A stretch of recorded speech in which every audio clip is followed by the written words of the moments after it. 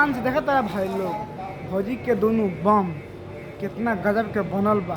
लागत या देखे में आइटम बम लागत भौजी के गुब्बारा देखला के बाद में कस के दाब दी कि भौजी के सब दूध नीचा गिर जाए। भौजी दिखावा और तका हाल बा भाई। तो आज हम फिर से बात कर ले बानी भोजपुरी गाना के। तो भाई लोग आज के वीडियो बहुते गाना फाड़ बनल बा, तो ऐसे कहते हैं भाई लोग वीडियो के जल्द से के लास्ट तक बा तबे मार जाए। तो वीडियो बनाने का बस एक ही मकसद बा, एक ही मकसद रहेला आप सभी को दिल से हंसाने के लिए, ना किसी को दिल को ठेस पहुँचाने के लिए। तो बिना कौन लाना सुन के आज की वीडियो स्टार्ट करते हैं।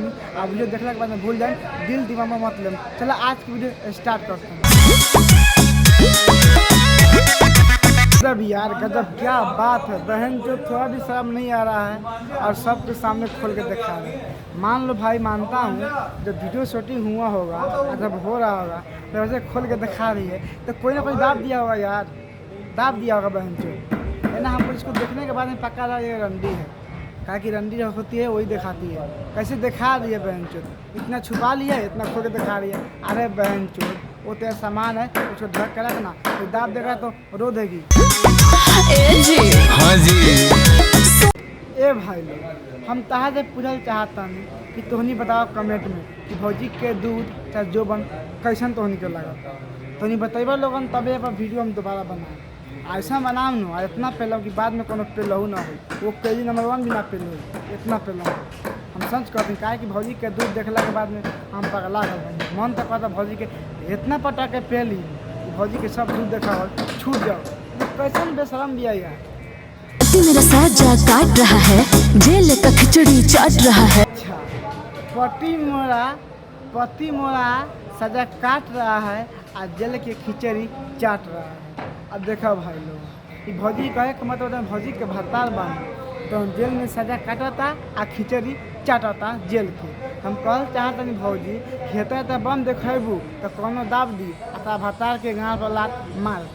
ऐसे कहल चाहते नहीं ताला पैसा नहीं के तब इज्जत बेच के अपना भत्तार के मत छोड़ा। ये बेसारी गलत बात बा, लेकिन तू दिखाओ तो ये सही नहीं करत। क्या कि तार जबन देखला के बाद में हमरो मन डोलता, मन तो करता कि हम ही दाब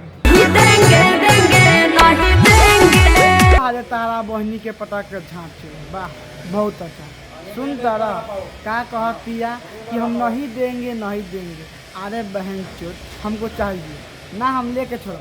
तू कैसे ना देबू, तारा चक्कर में का ना का करनी आ तू बहन चोट कहते ना दे। हम चाही तो चाही दे तो बहन चोट हम लेके छोड़। भैया तू कहता तू का कहल चाहता रहा। ये बात तो बिल्कुल सही कहला कि हम लेंगे लेंगे हम लेंगे।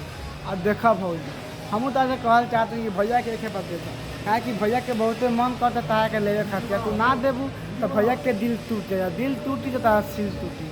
अब तू बहुत सोच रहा तो क्या करे के बाद, सिल तोड़वाए के बाद कि दिल। लेकिन हम तो ऐसे कहल चाहता नहीं कि तू द तो द, ना देबू तो कसम से कह दें पटा के हम पे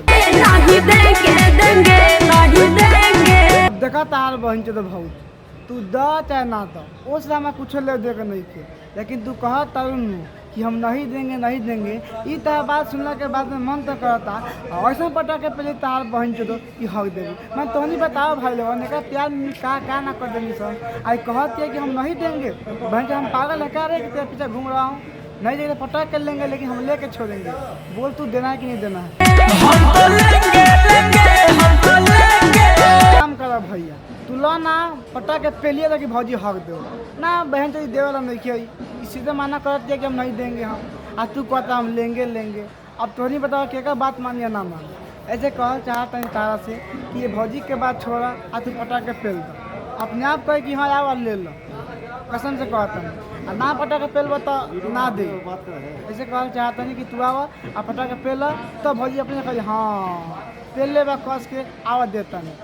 तो बस भाई लोगों आज के यही पहले वीडियो अच्छा लगे तो लाइक शेयर कमेंट और चैनल पहले सब्सक्राइब कर दें। फिर से मिले नेक्स्ट वीडियो में, जब तक के लिए बाय।